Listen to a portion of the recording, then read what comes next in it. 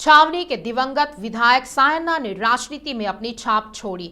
उन्होंने निर्वाचन क्षेत्र में जो भी कठिनाइयों का सामना किया, उनकी समस्याओं को हल करने में उन्होंने महत्वपूर्ण भूमिका निभाई, क्योंकि वह हमेशा लोगों के लिए उपलब्ध रहते हैं। एक बार नहीं, दो बार नहीं, बल्कि 5 बार विधायक के रूप में जीते। बीएससी और एलएलबी की पढ़ाई करने वाले सायन्ना ने टीडीपी के साथ अपने राजनीतिक जीवन की शुरुआत की और छावनी निर्वाचन क्षेत्र से 5 बार विधायक के रूप में जीत हासिल की। सायन्ना ने टीडीपी की ओर से 1994, 1999, 2004 और 2014 के चुनावों में विधायक के रूप में जीत हासिल की। 2009 में उन्हें कांग्रेस विधायक शंकर राव ने हराया था। सायन्ना 2014 के बाद बीआरएस में शामिल हुए। 2015 में उन्होंने टीटीडी के शासी निकाय के सदस्य के रूप में भी काम किया। हुडा ने 6 बार निदेशक के रूप में कार्य किया। उन्हें स्ट्रीट चिल्ड्रेन के पुनर्वास पर हाउस कमेटी का अध्यक्ष बनाया गया था। वह 2018 के चुनाव में बीआरएस की ओर से छावनी विधायक चुने गए थे। मशहूर हस्तियों ने अभिनेता तारक रत्न को श्रद्धांजलि दी। रंगारेड्डी जिले के मोकुलु स्थित तारक रत्न के घर फिल्म और राजनीतिक हस्तियों ने पहुंचकर उनके पार्थिव शरीर को श्रद्धांजलि दी। तारक रत्न के पार्थिव शरीर को देखकर वे आंसू बहा रहे थे। सुबह से ही तारक रत्न के आवास पर आने वाले लोग व परिजन मातम में डूबे रहे। तारक रत्न की बेटी निशिका अपने पिता को इतना निश्चल देखकर फूट फूट कर रो पड़ी। वह यह जानकर फूट फूट कर रोने लगी कि उसके पिता दोबारा नहीं आएंगे। इस प्रक्रिया में तारक रत्न की पत्नी आलेख्या रेड्डी भी अपनी बेटी को सांत्वना देते हुए रो पड़ी।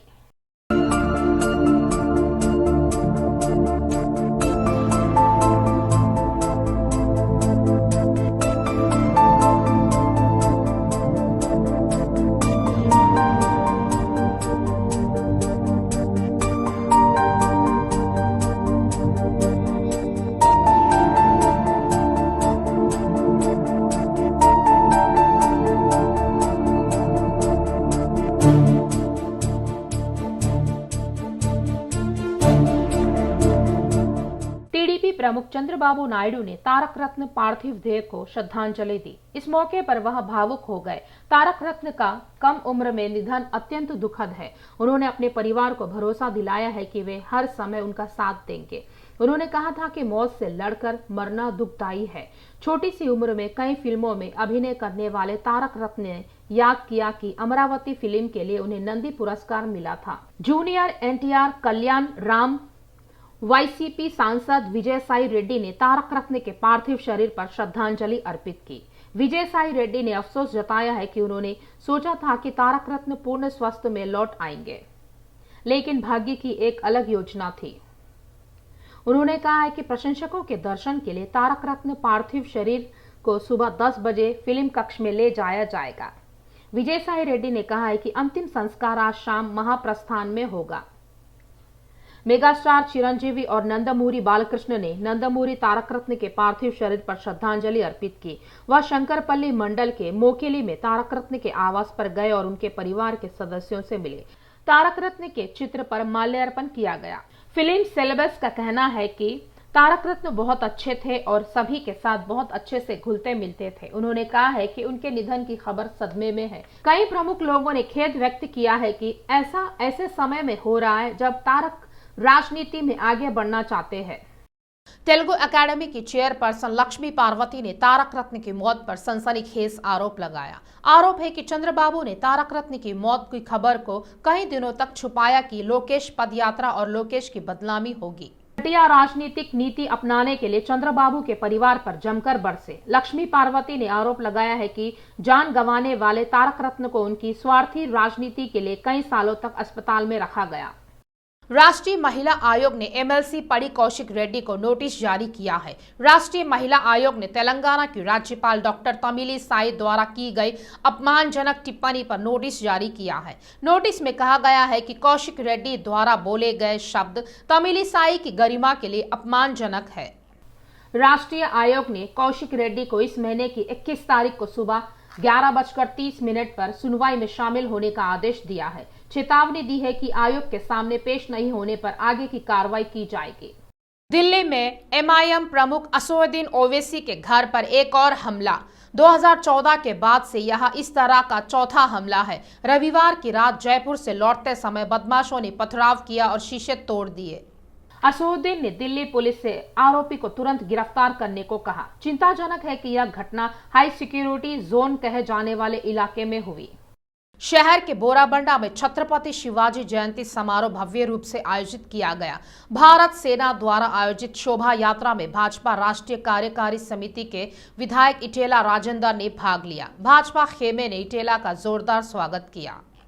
इटेला ने कहा है कि छत्रपति शिवाजी ने देश की परंपराओं और राष्ट्रीय एकता की रक्षा के लिए संघर्ष किया। कार्यक्रम में केंद्रीय मंत्री किशन रेड्डी की पत्नी काव्या किशन रेड्डी भी शामिल हुई।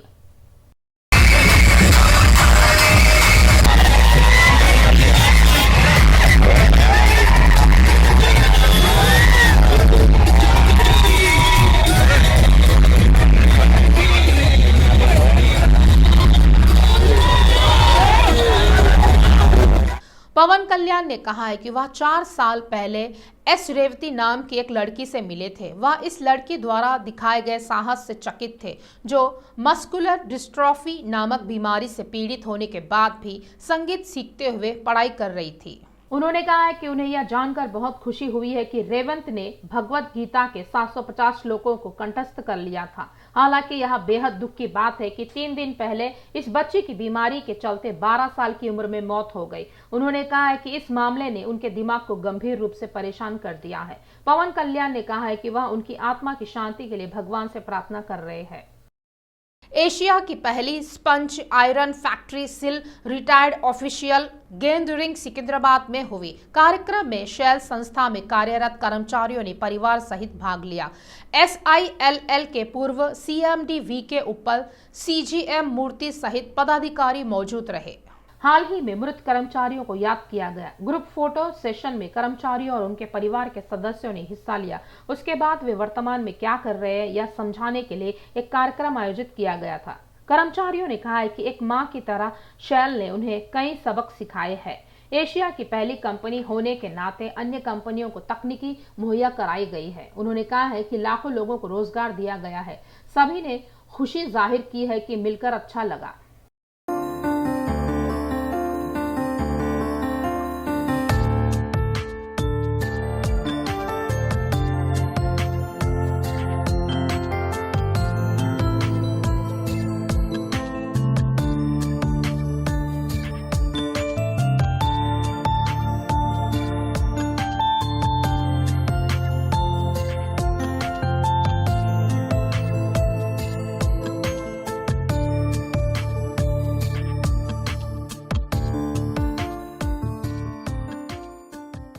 मशहूर निर्माता दामोदर प्रसाद को तेलुगु फिल्म प्रोड्यूसर्स काउंसिल का नया अध्यक्ष चुना गया है। उन्होंने निकटतम उम्मीदवार जेमिनी किरण पर 24 मतों की बढ़त के साथ राष्ट्रपति पद जीता। निर्माता परिषद के द्विवार्षिक चुनाव में वर्ष 2023 से 25 के लिए फिल्म चैम्बर में 16 नए सदस्य चुने गए।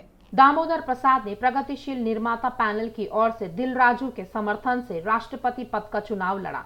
जेमिनी किरण प्रोड्यूसर काउंसिल के पैनल से सी कल्याण के समर्थन में खड़ी हुई करीब 1200 सदस्यों के लिए 675 निर्माताओं ने अपना वोट डाला। दामोदर प्रसाद को 339 वोट और जेमिनी किरण को 315 वोट मिले थे। दामोदर प्रसाद 24 मतों की बढ़त के साथ निर्माता परिषद के अध्यक्ष चुने गए। के अशोक कुमार को उपाध्यक्ष चुना गया।